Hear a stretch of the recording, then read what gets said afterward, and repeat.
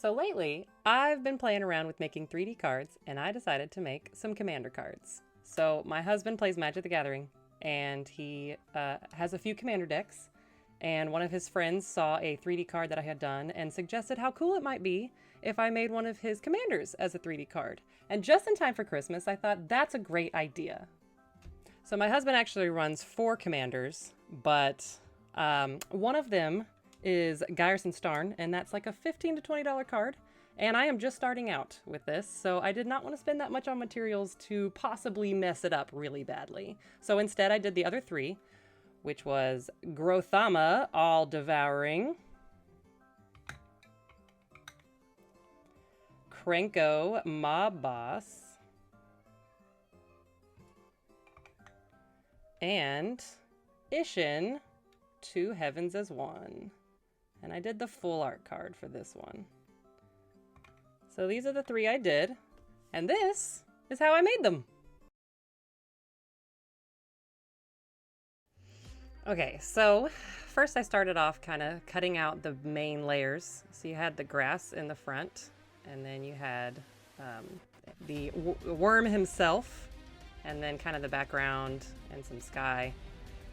And then I cut him out, getting all the pieces to him, and he's quite a few pieces. And then I cut out some of these other little word areas. These are all the pieces that it took. You can kind of get an idea of how many cards it took as well. I also paint the edges. So for one, if you don't, it looks kind of messy because it's just really white. But also it kind of gives it like a shadow effect, which I really like. So I started stacking up the pieces, getting them all together. Stack him on top. And then I tried to paint the background. Normally, I just paint the image black so that it looks like a shadow. And that time I tried to do sort of like what is in the background. I don't know if that was really necessary. It took more time and it didn't really make much of a difference. Getting those little guys in was really hard. Trying to cut out those tiny little blades and things. I mean, up close, you can't really tell. But from far away, they're really small. And so this is what this one ended up looking like. I liked how it turned out, but I will admit it wasn't my favorite of the 3. It had a lot of really itty bitty lines, which I'm not practiced enough with to really master those just yet.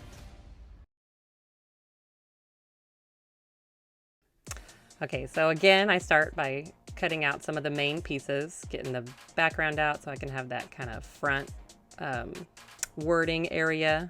I start breaking out all the pieces of Krenko himself, cutting tiny little lines to get all those pieces out.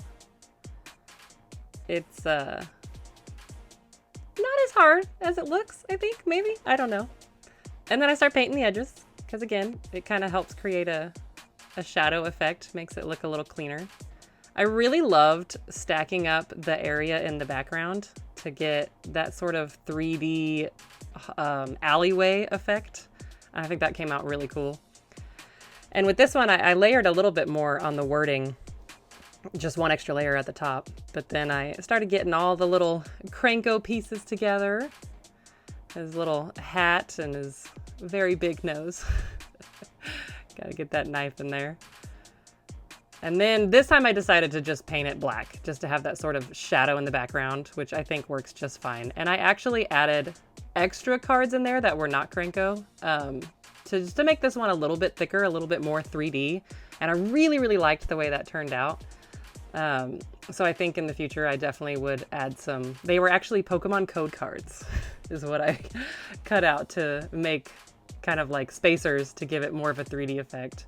And then I actually do put these in clear plastic cases, so they are nice and protected, and that's that one. So this last one I actually decided to do the art card version of Isshin, even though there is, it's relatively easy to get a few copies of the actual commander with the words. I really wanted to challenge myself to do like a full art card, and they had it for this one, so why not?